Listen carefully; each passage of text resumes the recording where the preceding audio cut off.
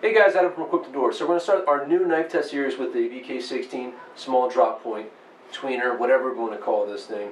But this is basically, Uncle Ethan's field crafting blade. And so far, I'm pretty excited about this knife. One big change that we can see right off the top is the Ghidorah sheath. It's got a some PALS webbing on the back, so it's MOLLE capable. A couple other tabs. And then also, we're able to open that up to wrap that around our belt without taking our belt off. So real quick, let me give you some shots of the knife. Blade length is 4.3 inches. Overall length is 9 1/4. Full flat grind. The weight is about 0.4 pounds. So this is, a pretty light knife. 3/16 inch thick. Some minor jimping on the back. Nothing too aggressive. Now, of course, this is a full tang fixed blade knife.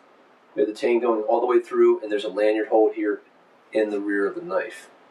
Now, the Zytel handles actually come with a second set that are brown in color, so if you want to switch those up and you don't want to go the all black, you are able to. Of course, this is laser engraved. So this is not roller stamped like previous Beckers, so there's a new coating on here that I'm not very familiar with. Made in the USA, of course. K-bar is very popular, 1095 Krogan. So the idea with this is to do a couple different tasks in regards to testing this out, not just going out and doing the normal tests that we do, slicing some wood, chopping some wood, and batoning with it.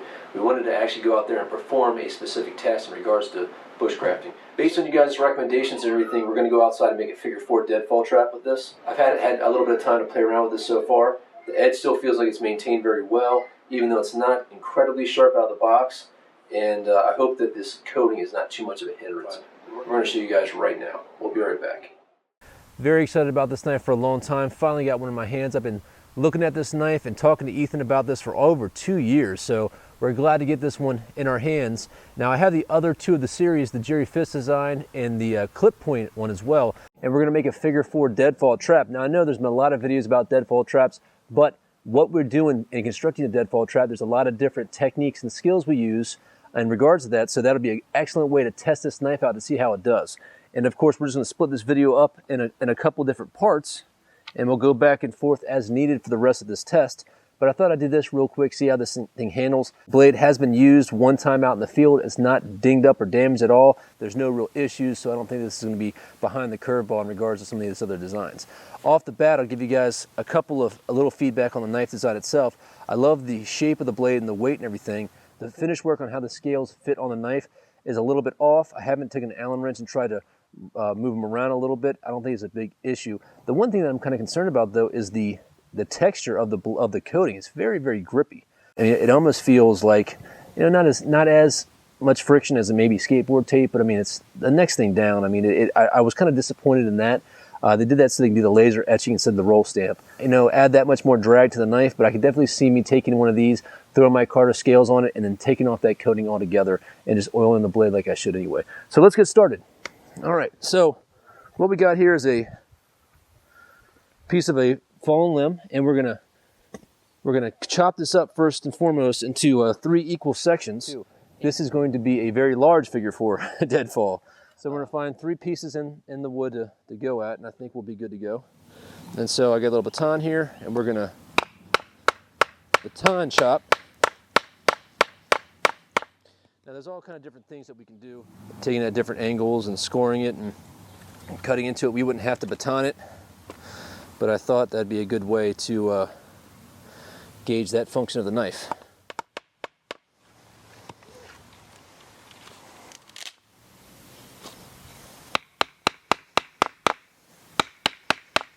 All right, let's get rid of some of these limbs on here.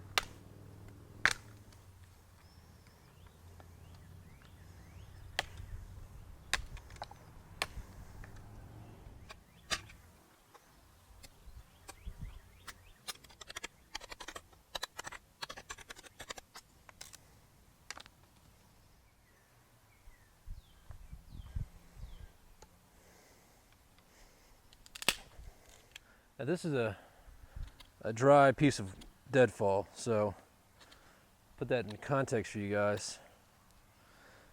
The handle of the knife feels really good in my hands. A little bit getting used to. This feels maybe a little too narrow right there, but I mean, this knife's got to fit a multitude of different hand sizes. The chest lever and grabbing with the side feels great.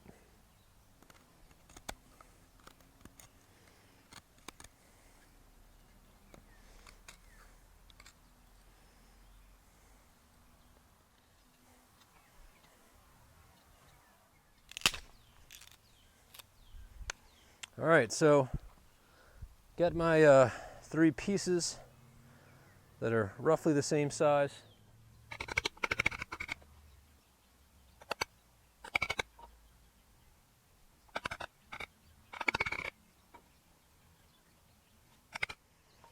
All right, so we'll start on the upright.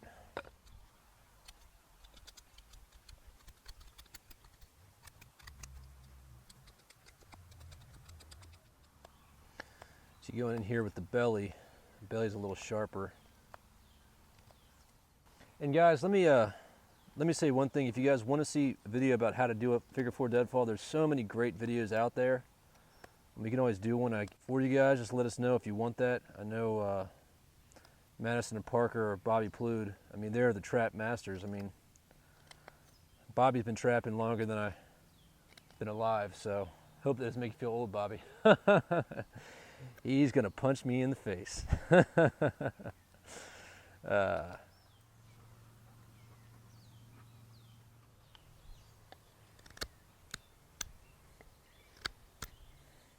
That's the Falkneven.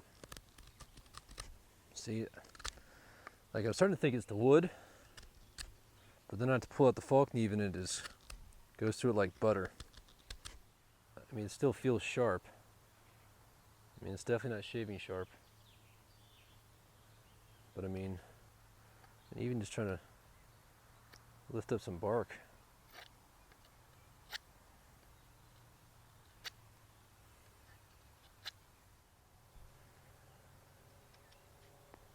I mean, look how much that bites in there.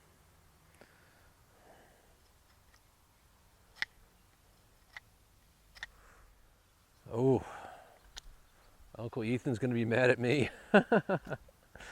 Oh man.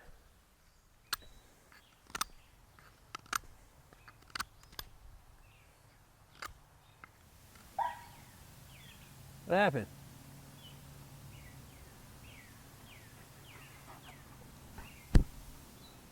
Dumbass. What I would do is I would take this coating off immediately. I don't think that is helping anything. Convex the heck out of this blade because I think the blade geometry is really good and I like the way it feels in my hand, don't get me wrong.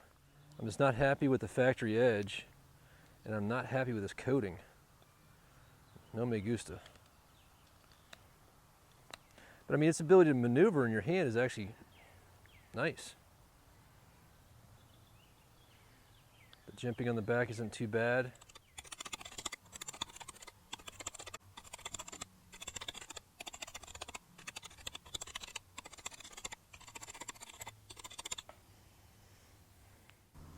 Now, primitive traps, I'll tell you guys, you know, anybody can learn how to make a deadfall. They're pretty easy traps to make. But keep in mind, if you were in a survival situation, every trap you put out, you have about a 10% chance of catching something if you know how to set it properly.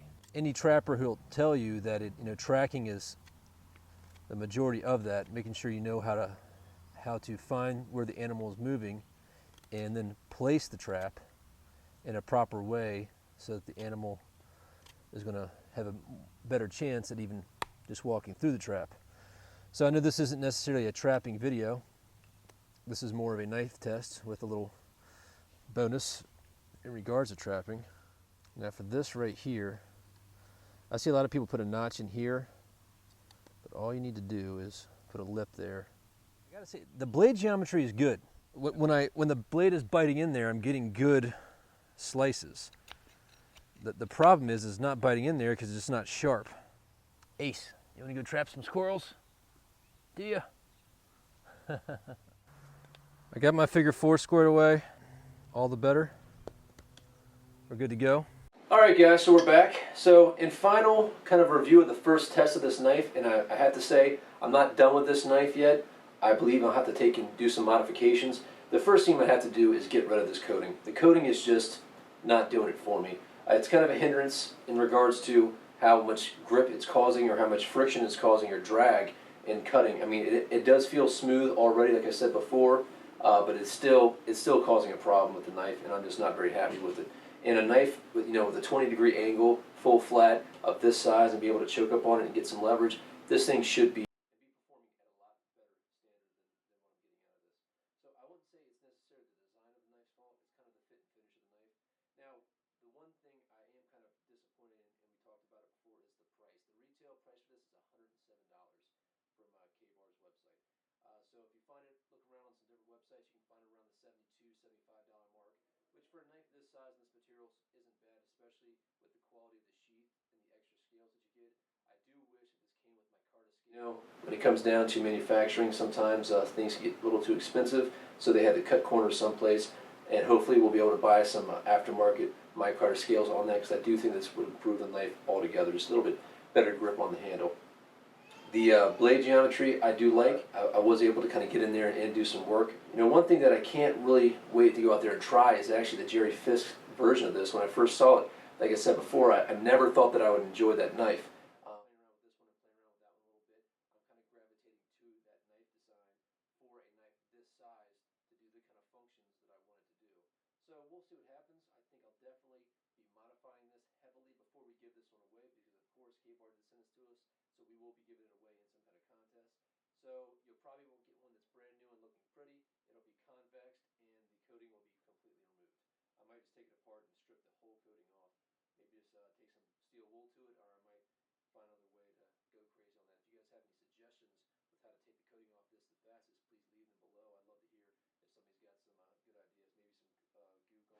I wonder if I could try this in brake fluid. We'll give this one a try. Anyway, guys, so far, I think there's definitely a great knife in there. For the price and the fit and finish, I am a little bit disappointed, but we do love K-Bar, and they're always pushing out some good stuff, and I do expect this knife to see some drop in the price here in the near future. And hopefully, I have another one of these coming to me. That'll be my personal one. Hopefully that'll be a little sharper out of the box than the one that I received right here. So far not bad. We're not done with this. We'll continue to report in our final review of this in the near future. I'm going to throw that one out there. Hey guys, Adam from Equipped Indoor. If you guys have any questions or comments, please let me know. Email me at adam@equippedindoor.com. Make sure you guys stop by the website at www.equippedindoor.com. If you guys have any perspective, your own reviews on this, there's a couple on the Equipped Indoor website right now. There's some people who have already bought it and they're sharing their feelings. You guys can stop by and check out those videos and share with us your own. We'd love to hear what you guys have to say about this knife, because you know what? This knife might be great for somebody and not great for somebody else. So give that a check out, guys, and let me know what you think. All right, guys, you take care, be safe out there, and remember, if you're not always prepared, you're never prepared. Thanks.